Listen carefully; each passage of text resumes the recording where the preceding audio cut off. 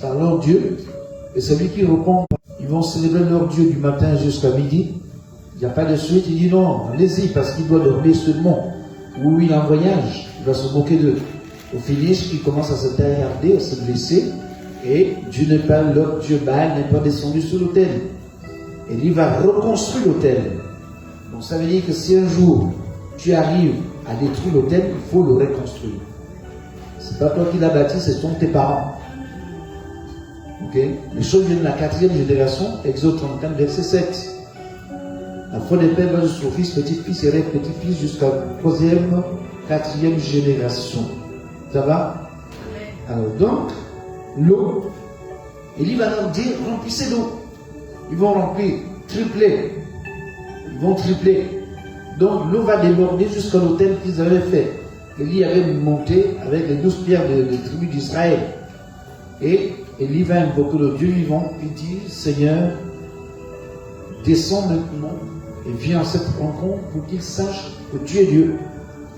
Et quand l'eau, le feu arrive du ciel, il va sécher l'eau, il va détruire les pierres, le bois, l'holocauste, et tout va devenir cendre.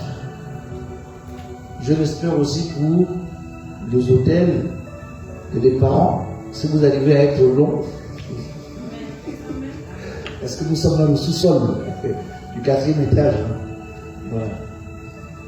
Ensuite, il y a le vent. D'accord? Il y a la terre. Terre ferme. Et puis il y a le feu. Donc ce sont les éléments qui constituent l'autel, qu'on sert avec dans l'autel. Au passage, vous voyez, on me racontait qu'en fait, lorsqu'un papa au village, chez les femmes, il voit un cauchemar la nuit. C'est le matin très tôt, il se met à la cour. Ensuite, qu'est-ce qu'il fait? Il prend l'eau, il allume le feu. Et ensuite, il raconte maintenant ce qu'il a reçu la nuit. D'accord? Il prend l'eau, il met dans la bouche, et il dit voilà comment j'éteins, ok, le cauchemar que j'ai reçu la nuit. Normalement, c'était automatique. Donc, ce qu'il a reçu comme épreuve ou difficulté, ou un combat qui devait arriver, ou une situation compliquée, c'était déjà annulé. Si ça se fait avec les païens, donc avec nous, c'est possible aussi, sauf si vous ne croyez pas que Dieu peut détruire vos autels. Ça va? Alors, maintenant la question est posée, comment repérer les autels du célibat? Le thème est détruire les autels du célibat. Comment d'abord les repérer? Parce que tu ne peux pas détruire quelque chose que tu ne connais pas. Ça va? J'essaie de donner quelques pistes. Il suffit de faire l'investigation sur la famille.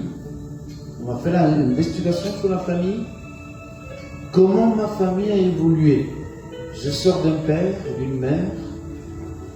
Ils ont vécu ensemble ou pas? S'il y a eu séparation, donc il y a des difficultés. Il y a des fortes chances que je sois marié. Je peux le devenir si je brise les fondements que les parents ont tissés. Donc ça, c'est les parents. Puisque je parlais de la 4e génération, on va aller avec l'Esprit Saint. Jean 14, verset 26 dit, mais le paraclet de l'Esprit Saint que le Père enverra en mon nom, lui vous enseignera tout et il vous rappellera tout ce que je vous ai dit. Nous avons la chance d'avoir comme enseignant l'Esprit Saint. Il est paraclet, il est défenseur, il est avocat, il est intercesseur. C'est pourquoi on l'appelle paraclet. Donc il est celui qui nous introduit dans la vérité tout entière. J'aime ce beau texte de Luc 10, verset 21-22. On dit, à cette heure-là, l'heure à laquelle Jésus s'est trouvé, je ne sais pas quelle heure. On dit, il tressaillit de joie sous la sonde de l'Esprit Saint. Il dit, je t'ai béni, Père Seigneur du ciel et de la terre, d'avoir caché aux sages et intelligents ce que tu as révélé au tout petit. Oui, Père, tel était tout mon plaisir, tout m'a été donné par mon Père. Dieu ne sait qui est le Fils, si c'est le Père, ni qui est le Père, si c'est le Fils, et c'est lui à qui le Fils veut bien le révéler. Deuxième chose, pour repérer les autels, Je crois qu'on peut voir aussi, puisqu'il n'y a pas un enfant de 9 ans ici, 17 ans. Je crois le plus jeune doit avoir quand même 30 ans, hein, en plus. Hein, d'accord? Donc ça veut dire que tu es censé voir le nombre de partenaires rencontrés dans ta vie, qui sont dans ta vie active. D'accord? Voilà. Donc tu fais des investigations. Tu en as rencontré combien? Un jour, je joue au ballon, hein, bon, je sais rire un peu, quoi. Il y avait une boule baisse, hein, là où il y a un boule baisse, là. Je joue à 105, donc c'était des militaires. Alors, on me dit, non, on va faire boule baisse. Je dis, boule baisse où? Non, quand même. On a eu là-bas, comme seulement était le financier, donc bon, on rentre dans le bar, on est assis là. Tout d'un coup, je regarde comme ça, en face de moi, il y a une porte qui s'ouvre. Alors, donc, une jeune fille sort, ensuite elle s'en va, avec un petit seau à la main. Quand elle a terminé, bon, elle rentre encore. Au même moment, il y a un autre homme qui rentre. Je dis, mais c'est pas possible.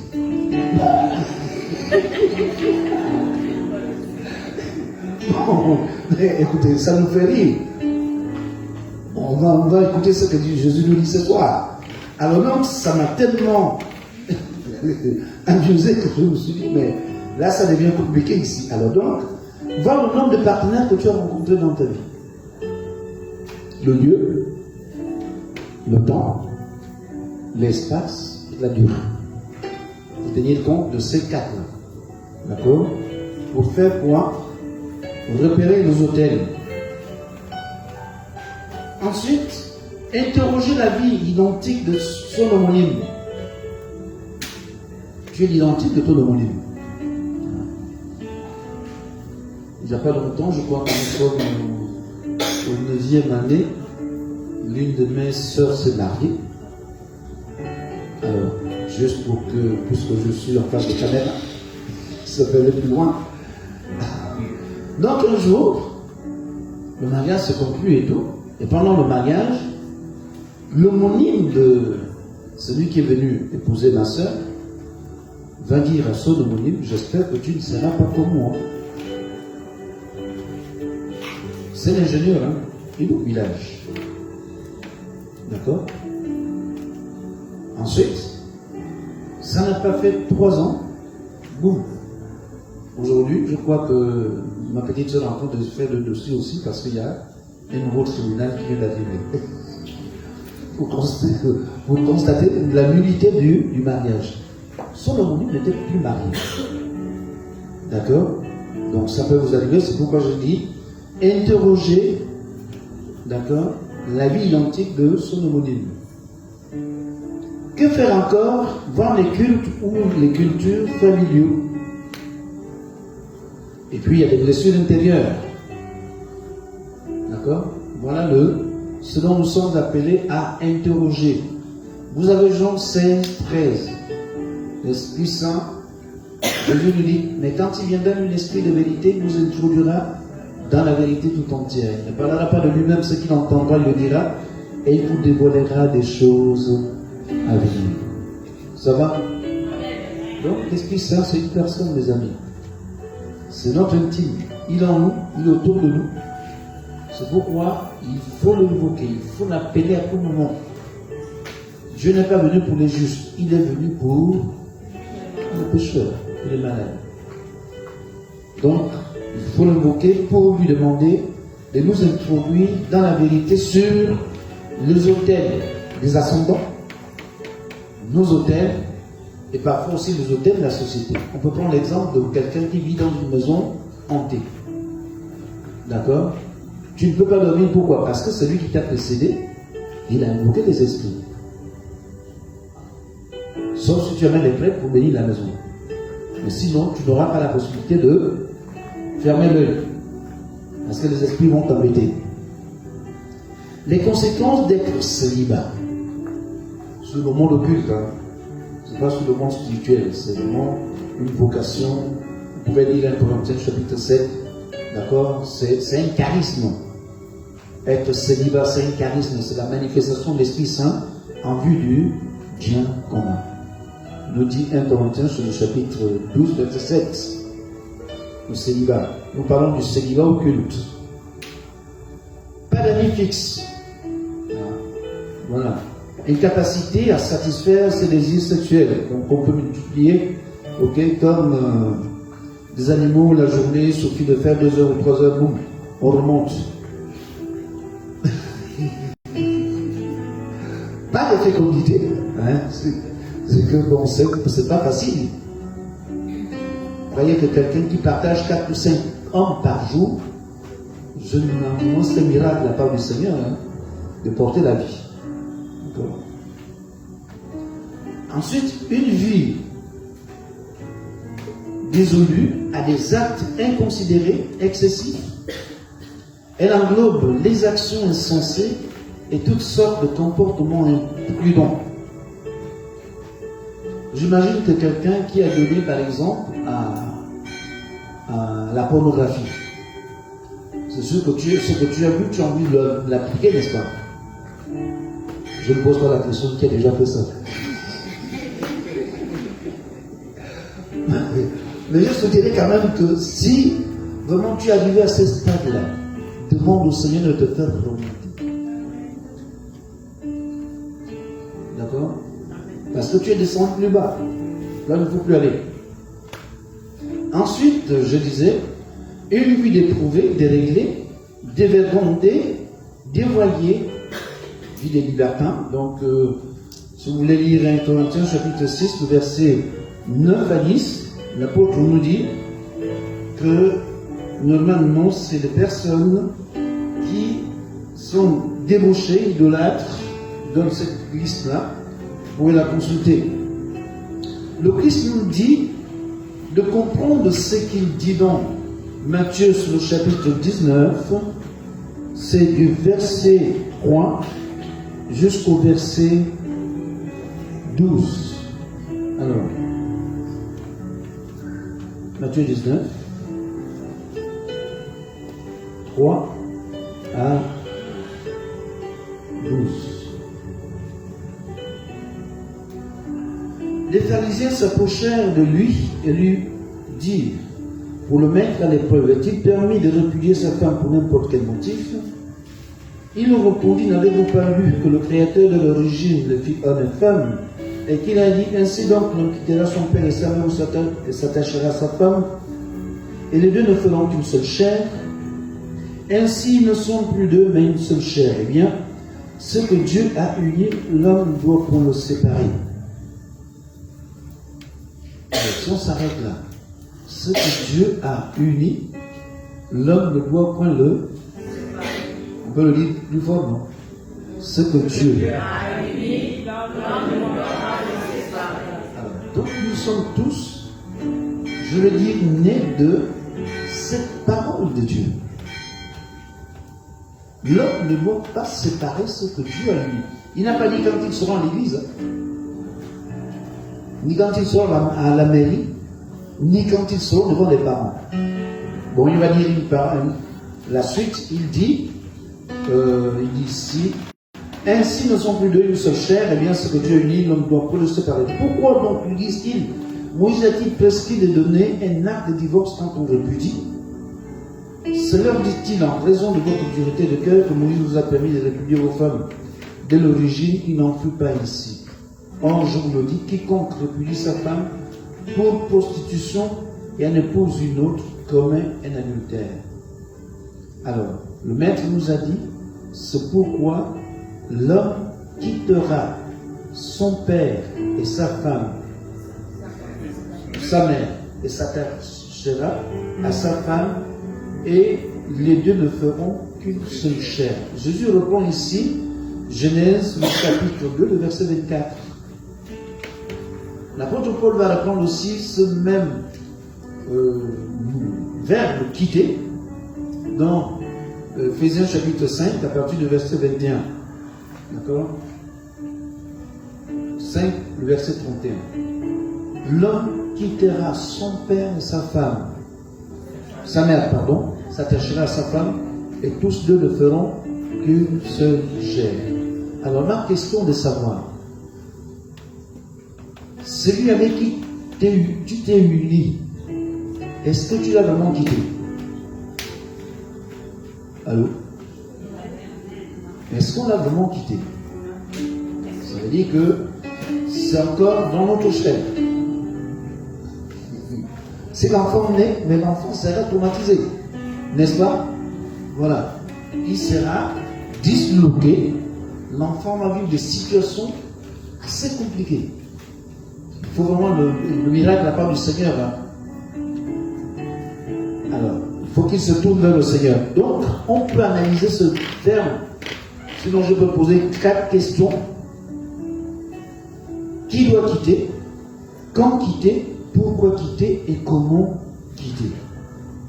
Ça, c'est un travail que j'ai dû faire pour que je sois aujourd'hui marié. Hein? Et ça m'a coûté 10 ans. 10 ans d'abstinence. Tu veux te marier, 10 ans de... Voilà. J'ai 8 enfants. 8. Voilà. Donc, j'ai dû faire ce travail-là, les amis. Quand tu vas aller, tu vas battre un singe en brousse, tu es obligé de te déguiser pour, voilà, être comme les herbes, pour ne pas être repéré. Donc ça veut dire que si tu veux te marier, il va falloir que maintenant tu fouilles dans ta vie. Tu fais un travail profond, parce que tu dois détruire, c'est ce que vous avez dit, hein, détruire les autels, voilà, les autels du célibat. Alors, quand quitter, pourquoi quitter, comment quitter? Donc, c'est des questions que tu dois te poser. Est-ce que tu as quitté tel ex? Si tu n'as pas quitté, tu es obligé de faire vraiment ce travail qui te permet de sortir de l'auberge. Question. Pourquoi il est difficile de détruire le célibat? Pourquoi? Donc, il faut répondre personnellement. Alors, je propose quand même le type de prière. D'accord? Parce que Jérémie 1, verset 9-10 dit: voici que j'ai placé mes paroles dans ta bouche. Vous aujourd'hui, même j'ai établi sur les nations et sur le royaume pour arracher et renverser, exterminer, démolir, ensuite bâtir et planter. Donc il y a 6 mouvements.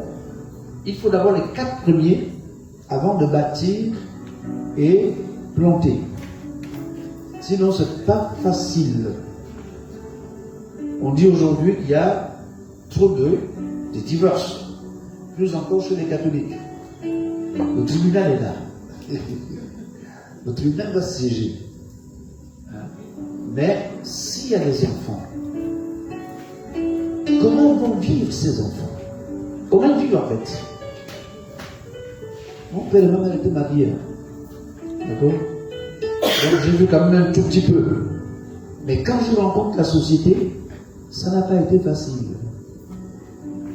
Alors c'est pourquoi, pour détruire les autels, nous avons besoin de faire quoi? Arracher, renverser, détruire, démolir. 4 verbes qu'il faut. Qu'est-ce qu'il faut arracher? Comment l'arracher? Quand l'arracher? Pourquoi l'arracher? Parce que si on arrive à l'arracher, on peut le renverser, on peut le détruire facilement et on peut le démolir. J'aimerais avoir quand même quelques questions. Ensuite, nous allons plier un tout petit peu pour donner le... Parce que c'est des problèmes techniques, hein, très subtils. Je me dis toujours, nous sommes dans un monde surnaturel. C'est pourquoi on vient à la prière.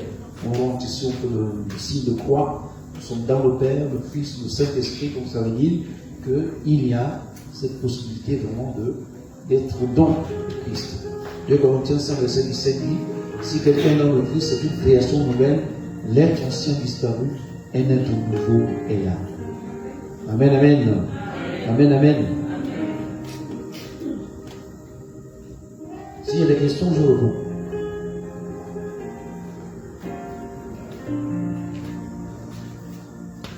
Ah, il n'y a pas eu de cours. N'avancez. Shalom. Il y a de cela 2 semaines, mon frère a annoncé son mariage. Oui. Hein, ben oui.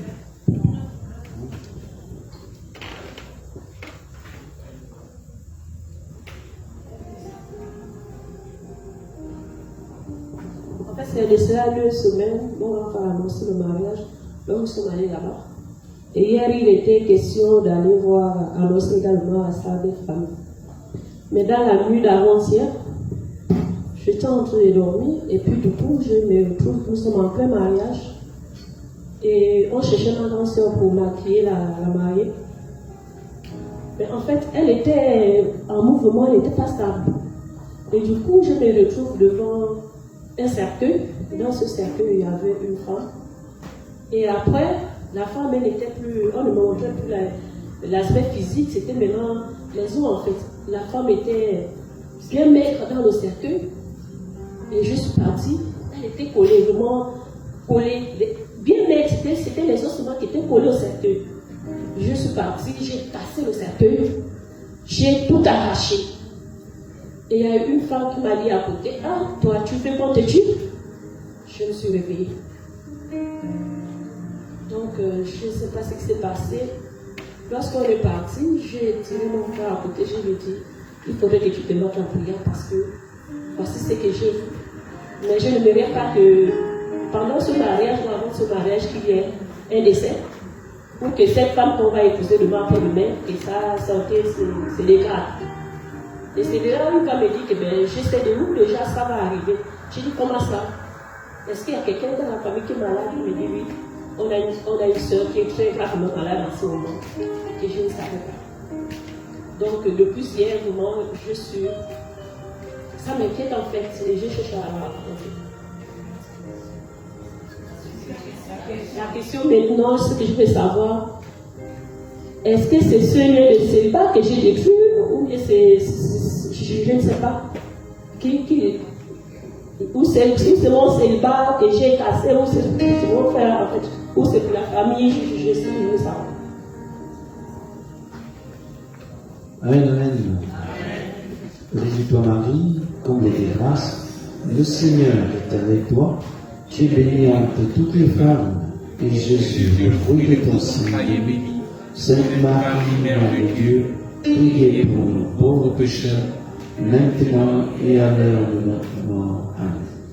Alors, je conseille toujours de demander au Saint-Esprit d'aider, parce qu'il faut écrire. D'accord? Pourquoi il faut écrire? Je vais vous lire un peu le texte. Quand je l'ai retrouvé dans la Bible, ça m'a permis de voir que chaque fois que je reçois un événement, je suis d'abord appelé à écrire. Il est dit dans Apocalypse, le chapitre 20, à partir du verset 11, il est écrit, « Puis j'ai vu un trône blanc, très grand, et celui qui siège dessus le ciel et la terre s'enfuir devant sa face sans laisser des traces. » Je m'arrête là. J'en vois un trône blanc. Quelqu'un est assis, c'est le Seigneur. Le ciel et la terre s'enfuient devant le trône sans laisser des traces. Je vous renvoie tout de suite à Deutéronome, chapitre 32, le verset 1. Moïse dit, « Cieux, prêtez l'oreille, je parlerai, terre écoute ce que je vais dire. » Donc, chaque fois que l'homme va parler, les cieux écoutent et la terre enregistre. Donc, j'essaie de vous donner des éléments qui permettent à ce que lorsque tu vas faire l'investigation, tu sois en mesure de voir, d'interroger aussi le ciel. Qu'est-ce qui tient comme élément concernant ta vie?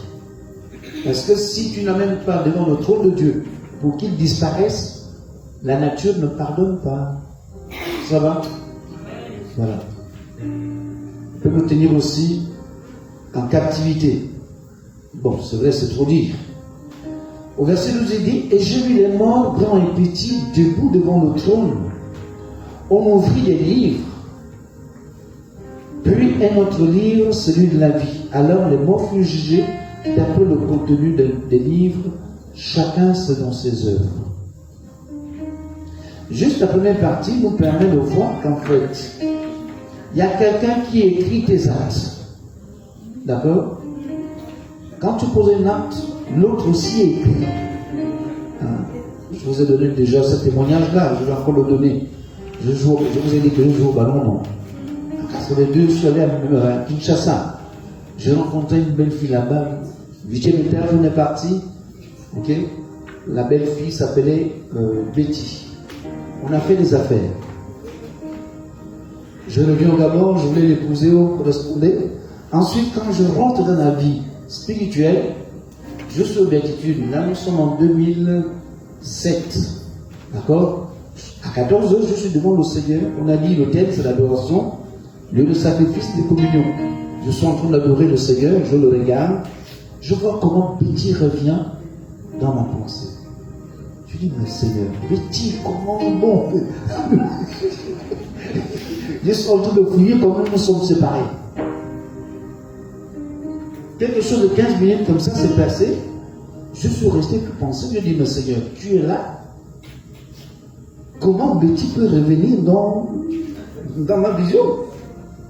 Comment je peux la voir? Le Seigneur de me dire, ok, mais Betty reste toujours dans ta mémoire. D'accord? Elle est présente. On n'a jamais divorcé.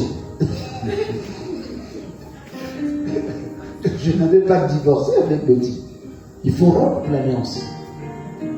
D'accord? Donc le lieu, important. Je vous ai dit le lieu. Le lieu où tu as bâti l'hôtel. Donc il faut écrire tout ça. Alors donc, pour revenir à la question qui m'est posée, je dis, va consulter le Saint-Esprit, Jean 16, verset 13, et Jean 14, verset 24.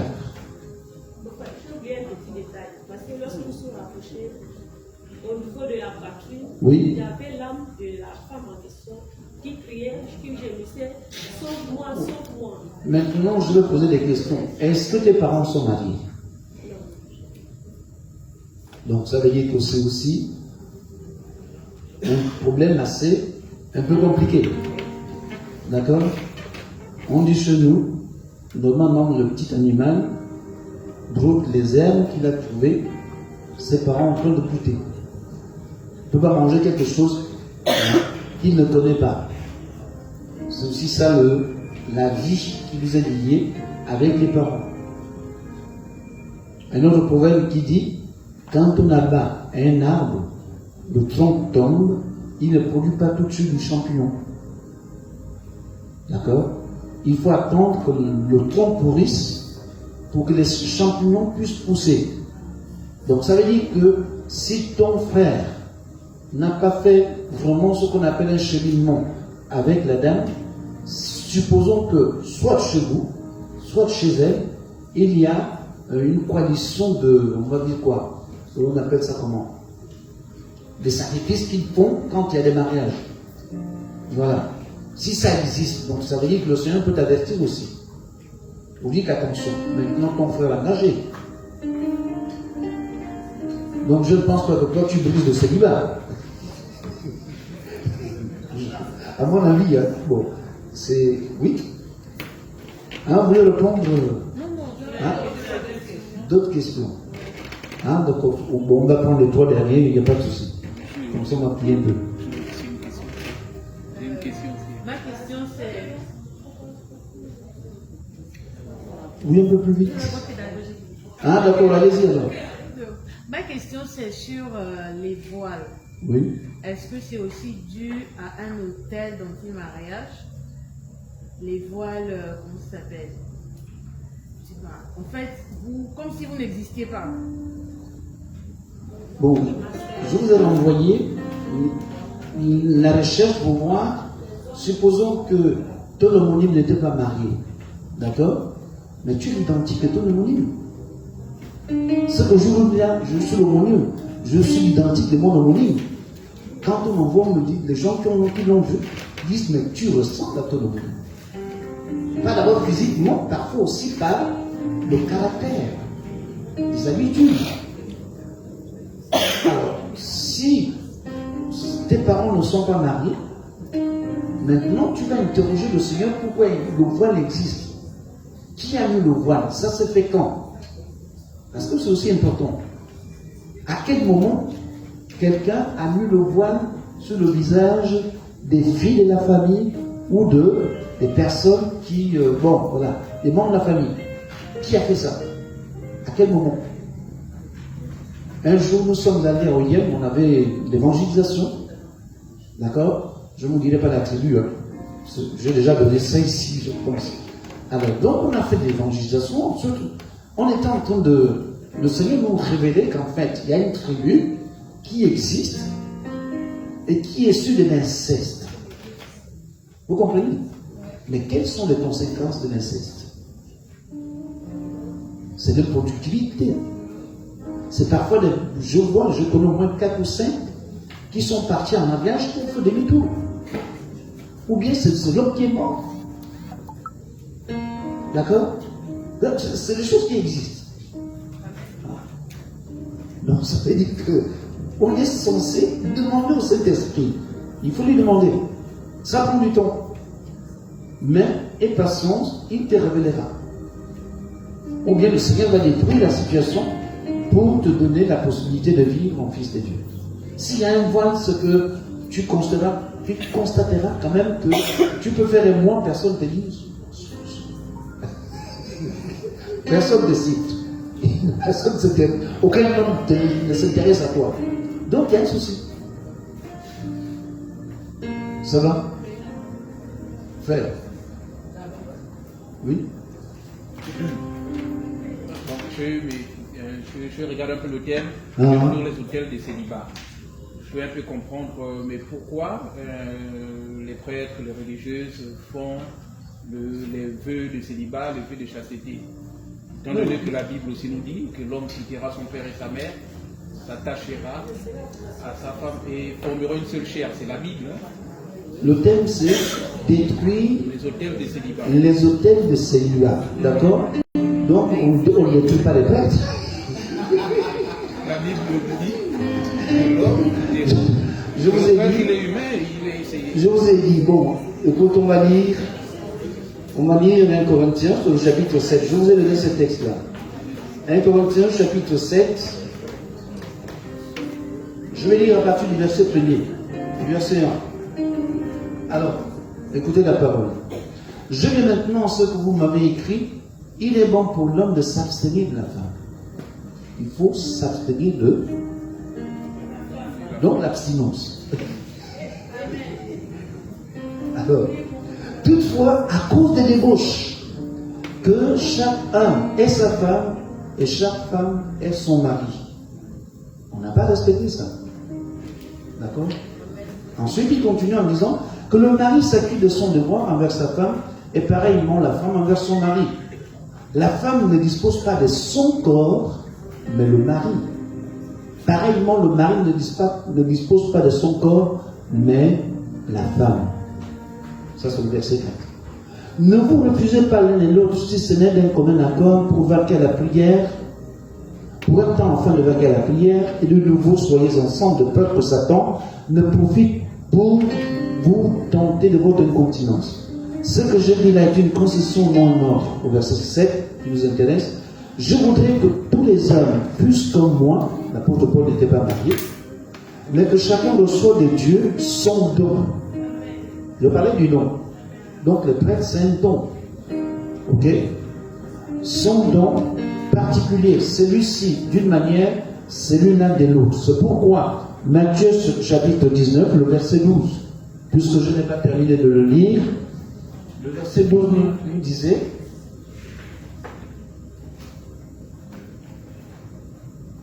au verset 10, il dit, les disciples lui disent, si telle est la condition de l'homme envers la femme, il n'est pas expédient de se marier. Il leur dit, tous ne comprennent pas ce langage, mais ceux-là à qui c'est donné. Il y en a des uniques qui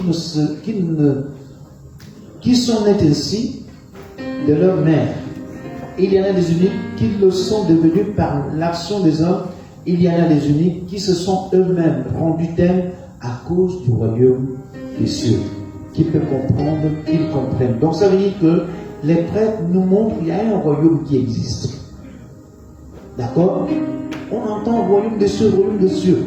Les prêtres nous montrent qu'il y a un royaume qui existe, c'est le royaume des cieux. Donc c'est un don particulier. C'est quelqu'un qui dit, il ne va pas mutiler ses actions. Il y a un saint dans l'église qu'on appelle Origène. D'accord? Quand il a entendu une parole du Christ qui disait, si ton membre t'entraîne dans le péché, coupe-le. Lui, il a coupé cette histoire. On ne l'a pas encore canonisé. Et pourtant, c'est... Il est pour éviter la tentation. Hein, donc, je préfère me mutiler pour ne pas... Voilà. Hein. Donc, on ne parle pas du célibat consacré. Nous sommes dans le célibat du monde occulte. Regarde, je rencontre des filles. Hein. Elle a des enfants la nuit, sauf la journée. Donc ça veut dire que dans le monde occulte, elle a des enfants, mais elle ne peut pas les avoir physiquement. Mais comment le faire devenir? Ça existe. Je vous dis là. Je vous dis, je l'ai rencontré. Ce n'est pas quelqu'un m'a dit. Elle-même, elle sait, puisque la nuit, quand elle dort, elle travaille la nuit. C'est comme parfois, quand tu dors, tu te réveilles le matin, tu es fatigué. Donc ça veut dire qu'on t'utilise la nuit sans que tu le saches. Les amis, ce que je vous dis là, je vous parle de moi-même. Quand je suis né, j'avais découvert qu'en fait, j'avais des problèmes où je n'allais pas au bout d'une logique. D'accord? Quand je mets une vision sur un sujet, je ne peux pas aller jusqu'au bout. Et quand je commençais à faire des investigations, je vais découvrir qu'en fait, est-ce que c'était 2 mois ou 2 ans? Mais toujours est-il que lorsque je suis né, là où on tire le courant, le studio commun, d'accord? On avait l'habitude de laver, et puis il y avait le cœur de bambou, ceux qui connaissent. On fait la paille avec. Voilà. Nous, on avait l'habitude de laver dans cet espace, et là, je vais découvrir que le Seigneur m'amène dans ce lieu. J'étais en train de proclamer un texte de la parole de Dieu, c'est 2 Corinthiens, chapitre 10, le verset 3 à 5. Le texte dit, tu firmes à toi mon usage. Non, c'est pas celui-là. Il dit, nous combattons dans la chair. Nous vivons dans la chair, et évidemment, nous ne combattons pas selon la chair.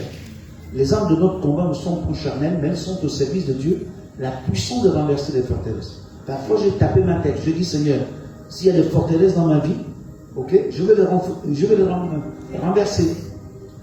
Voilà comment le Seigneur m'amène là où on avait l'habitude de se laver. Il y avait le cœur de bambou qui va se déraciner. C'est pas qu'on m'a dit, je ne l'adore pas. C'est pourquoi j'ouvre la proclamation de la parole de Dieu. D'accord? Le gros cœur de bambou se déracine. Je me lève. J'ai la chair de poule. Le Seigneur me dit, continue. Et l'autre qui était invisible de l'autre côté, lui aussi va se déraciner. Le Seigneur me dit, mais c'est quand tu avais 2. Est-ce que, bon, parce que ça fait déjà quand même longtemps, depuis 93. Okay. Est-ce que c'était 2 mois? Est-ce que c'était 2 ans? Mais sinon, on m'avait enterré là. Et je ne devais pas réussir. Alléluia. Amen. Quels sont tes hôtels? Oui. Je vous donne des pistes. Hein. Vous allez travailler. Merci beaucoup, frère Jean-Marie. Ma question, c'est de savoir, est-ce que là aussi, on ne se met pas des barrières? Ça voudrait dire qu'il y a beaucoup de célibataires au renouveau.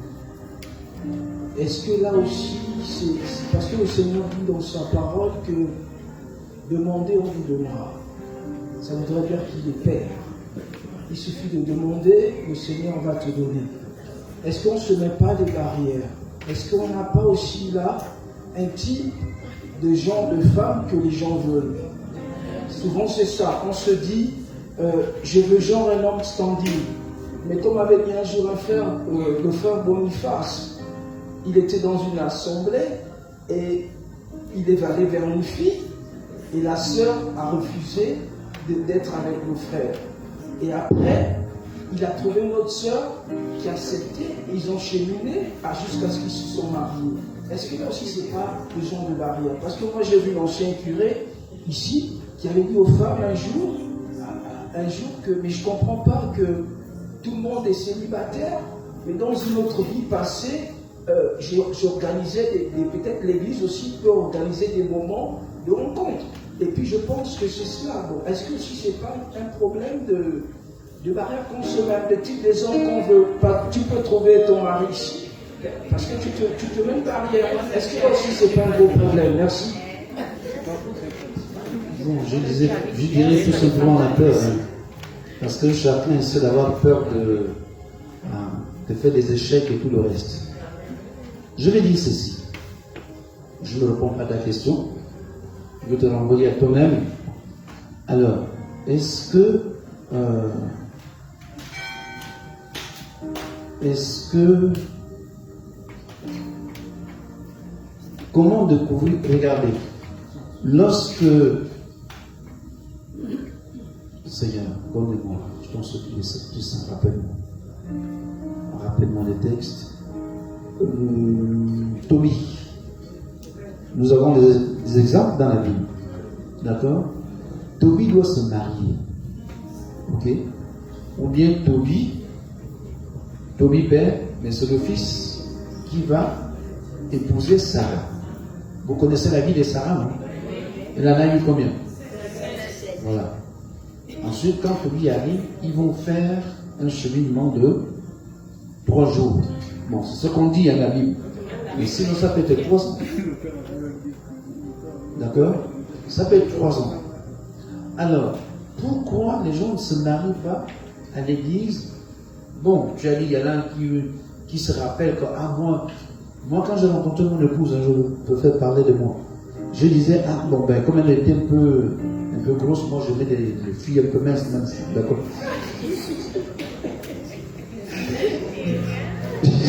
Bon, je disais, mais c'est pas ma qualité, mais lorsqu'on se rencontre, notre histoire n'a pas été où je veux lui dire, est-ce que tu m'aimes? D'accord? Notre histoire, c'est qu'on est en train de faire une lecture. Nous sommes à la communauté de béatitude en 99. Et on annonce que Lydie viendra passer un temps de vacances ici. Elle revenait de Yale. Pendant ce temps, la communauté va me demander de prendre un temps de recul parce que j'avais des enfants. Je ne pouvais pas rester là, je n'étais pas marié. Donc, quand elle arrive, on annonce qu'elle doit arriver. J'entends l'homme intérieur qui me dit, je vais essayer de voir cette Lydie qui s'appelle comme ça, peut-être qu'on peut cheminer. Or, il y avait des frères et des sœurs, j'avais au moins 5, qui parfois me demandaient si on peut cheminer. D'accord? 5, je vous dis la vérité. Alors, donc, quand elle arrive, je suis sorti. Tout de suite, j'arrive au renouveau, j'étais le responsable de Notre-Dame d'Espérance et tout. Ensuite, on m'a envoyé la coordination. Bon. Elle est partie, moi aussi, je continue ma route. À la coordination, on m'envoie faire l'enseignement à la Marinée. Après l'enseignement à Saint-Joseph, je dormais chez les sœurs. Après l'enseignement, je vois une sœur qui m'aborde. Elle se présente, je suis la sœur Lydie. Tu te rappelles de moi? Je dis non, je ne me rappelle pas. Ça fait quand même longtemps. Ensuite, elle me dit, bon écoute, je veux me marier, je donne quand même l'intention, tu es mon frère. J'ai déjà 28 ans, je souhaitais me marier quand j'aurai 30 ans. Je dis, il n'y a pas de problème. Je rentre à Libreville. Quand j'arrive, Léo, c'est mon intime. Hein, on était constamment ensemble. Tu étais où? Je te cherchais? Je dis, non, envoyé à l'embarras, j'ai fait l'enseignement. Alors, après, 4e semaine, on m'envoie encore à l'embarras, aller faire l'enseignement. J'arrive, je fais l'enseignement le soir. Après l'enseignement, la sœur vient encore m'aborder. Frère, paix et joie, paix et joie. C'est toi qu'on a envoyé? J'ai dit oui. Est-ce que tu as prié pour moi? Sur quoi? Je te dis que je veux me marier. Je dis non, pardon, s'il te plaît. Je n'ai pas prié pour toi. D'accord? J'ai pris mon calepin, je note, la sœur Lydie veut se marier. Elle regarde comme ça, il dit, mais comment? Toi, tu ne veux pas te marier? Je dis non. Je ne veux pas me marier. Pourquoi? Je dis non, écoute, j'ai trop de blessures. J'ai 8 enfants, 3 filles que j'ai connues, vraiment avec des mamans. C'est un peu compliqué. Alors non, c'est comme ça. Elle me dit, tu connais le frère Léo? Je dis oui, je connais le frère Léo. Elle dit, mais le frère Léo m'a dit qu'il pouvait me présenter l'un de ses frères. Et je dis non. Frère Léo, les 2 frères du frère Léo, le plus intime, il y en a 2. Je lui dis Samuel, il est professeur à Vitan, et l'autre c'est moi. Mais bon, moi c'est Samuel, je ne pense pas bon. Tu viendras voir la fête avec le frère Léo. Je dis bon, pour t'aider, comme tu es encore élève, je lui ai donné l'argent. Je dis il y aura une cérémonie à Libreville. On va ordonner les évêques, Jean-Vincent et Mathieu. Donc profite de cette situation et voir aussi avec le frère Léo. J'arrive lundi, on se retrouve au renouveau. Mon frère, je te cherchais à la sortie, il me dit ma bonne. Donc je lui fais maintenant état de la sœur Lydie. J'ai dit, tu avais dit à la sœur Lydie que tu as plus de sœurs que tes frères. Elle t'a dit ça, je dis, mais oui, mais ça. Mais elle arrive comme ça, vous allez régler le problème. Il dit, mais justement, moi je croyais que vous pouvez faire un bon coup. Donc je lui dis, il n'y a pas de problème, la sœur Lydie arrive, je lui donnais des conditions, comment faire le cheminement pour le mariage. Alléluia. Donc, la sœur Lydie arrive, je l'invite au premier, après les ordinations, après le sac des évêques, on est parti au premier, comment on appelle la Nomakele, c'est parce qu'il y a un Saint-Germain. On prend un bon poisson à la braise là et tout. Je lui dis, voilà comment c'était le cheminement, elle retourne à Lambaréné. 2 ans après, quand elle a eu son bac, après Lambaréné, elle est venue ici, je m'occupais d'elle. Je payais son transport dans Zemayon jusqu'au Vénou, à leur retour. Je lui donnais la coupole en disant, Seigneur, si c'est ta volonté, ok, on va se marier, sinon tu trouveras quelqu'un avec qui elle va se marier. Alléluia. Elle a cheminé pendant 2 ans. 2000, puisque nous étions en 99, puisque nous nous sommes mariés en fin 99, 2000, le renouveau va organiser le jubilé du renouveau. On avait invité le défunt Jean Pligat, ensuite à Pécan, un prêtre qui est à Dijon. Vous entendez parler. Alors, le prêtre, il est connu de Jean-Vincent, c'est son grand ami. On a terminé le ministère ici, on dit Jean-Marie, comme toi tu ne travailles pas, accompagne les invités au Yem. Pendant les vacances de Noël. On arrive au Yem, on fait le ministère le soir, vendredi. Ensuite, la sœur Lydie s'approche de moi. Elle dit, frère, c'est toi qu'on a envoyé ici? Je dis oui. Il dit, bon, là, il faut que tu ailles dire bonjour à maman. Je dis là, pardon. Il ne faut pas tenter le diable, je me connais ici. Alléluia. Elle insiste. Je dis, bon, je verrai avec mon Seigneur s'il est d'accord, parce que je dois retourner avec nos invités à Libreville. Ils sont sur ma charge, c'est moi qui les ai accompagnés. L'évêque est d'accord, dit non, si tu as la famille ici, va leur dire bonjour, je vais voyager avec eux pour ceux Libreville. Je vais au quartier lundi, ensuite on me prépare la chambre, on me donne à manger, je prends mon repos. Le lendemain à 6h, comme ça me tue, ceux qui connaissent au Yem, nom de la cathédrale, je démarre, ensuite j'arrive à la cathédrale, je fais ma messe et je retourne à Motune pour aller dire au revoir à la famille et retourner. Je trouve tout le monde à la maison, ma belle-mère, ensuite avec ses filles et son fils. Elle me dit, mon fils, assieds-toi là. Je dis, oh là, c'est plus compliqué. Je commence à vouloir trembler. Je dis, Seigneur, ne me fais pas trembler quand même devant les gens. Elle me dit, mon fils, s'il te plaît, mon fils, je ne comprends pas. Je ne sais pas si tu es un homme. Est-ce que tu es malade? Ce que je vous dis là, je m'entends. Je sais par expérience que chaque fois que l'une de mes filles amène quelqu'un, Ils sont mari et femme. Alléluia. Amen. Je dis, maman, nous sommes de jeunes chrétiens. Nous nous sommes dit, en tout cas si c'est la volonté du Seigneur, nous allons nous marier. Pas, on ne dort pas avant le mariage. J'ai vu la belle-mère verser les larmes. Elle dit, c'est que je jamais vu. Elle me dit, mon fils, quand tu viendras demander la main de ma fille, en tout cas pour moi, c'est déjà ta femme. Alléluia. 2002, quand on va au Yem, c'était le 20 mars, à la veille de la semaine sainte, le samedi saint. On va pour la dot, je sors 800 000 là-bas, parce que je ne travaillais pas, le travail n'était pas consistant. Le bel oncle sort là-bas, il dit, mais tu me déposes d'abord 1 million, parce que ma fille vient d'être... Elle a déjà son... Bientôt, elle est déjà fonctionnaire d'État. Tu me déposes d'abord 1 million aussi, d'abord de continuer. Ma belle-mère sort là-bas, elle dit, ça c'est mon fils. Elle a pris l'argent, l'a donné à sa fille, Jonathan, petit frère. Alléluia. Alors, s'il vous plaît, si nous voulons être sérieux ce soir, donc ça veut dire que fais l'investigation de ta vie. Il y a des exemples dans la Bible. Isaac, quand il va se marier, il n'est pas parti aller voir Sarah pour dire je t'aime. Abraham prend même son serviteur, il dit va. Il commence à discuter, il dit Dieu s'occupera de toi.